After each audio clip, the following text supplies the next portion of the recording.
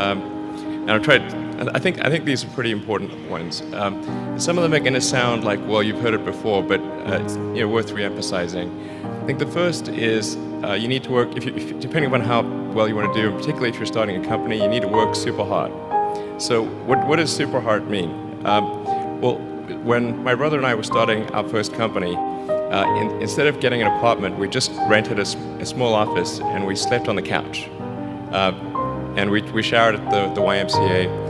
And we're so hot up, we had just one computer. So the website was up during the day, and I was coding at night, 7 days a week, all the time. And I sort of briefly had a girlfriend in that period, and in order to be with me, she'd have to sleep in the office. So work hard, every waking hour. That's the thing I would say particularly if you're starting a company. And if you do simple math, you say okay, if somebody else is working 50 hours and you're working 100, you'll get twice as much done in the course of a year as the other company.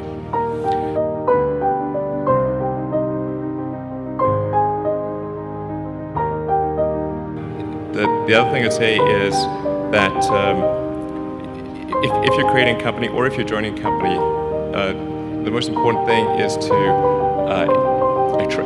attract great people. So either join a group that's amazing that you really respect, or if you're building a company, you've got to gather great people. All a company is a group of people that have gathered together to create a product or service. And so depending upon how talented and hardworking that group is, and the degree to which they are focused cohesively in a good direction, that will determine the success of the company. So do everything you can to gather great people if you're creating a company.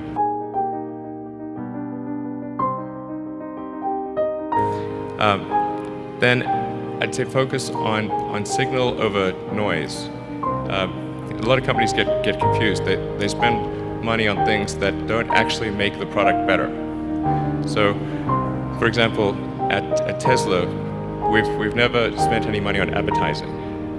We put all of the money into R&D and manufacturing and design to try to make the car as good as possible. And I think that's the way to go. So for any given company, just keep thinking about, are these efforts that people are expending, are they resulting in a better product or service? And if they're not, stop those efforts.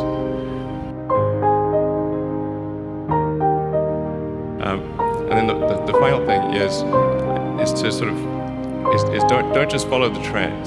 So you may have heard me say that it's good to think in terms of the physics approach or first principles, which is, rather than reasoning by analogy, you boil things down to the most fundamental truths you can imagine, and you reason up from there. And this is a good way to figure out if something really makes sense, or if it's just what everybody else is doing. It's hard to think that way. You can't think that way about everything. It takes a lot of effort. But if you're trying to do something new, it's the best way to think. And that framework was developed by physicists to figure out counterintuitive things like quantum mechanics. So it's really a powerful method.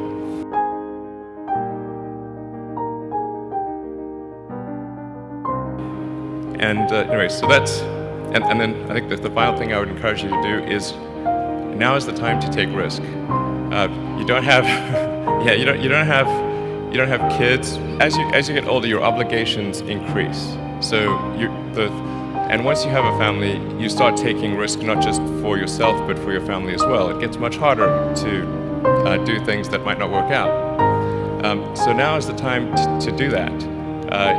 Before you have those obligations. So I would encourage you to take risks now. Do something bold. You won't regret it. Thank you.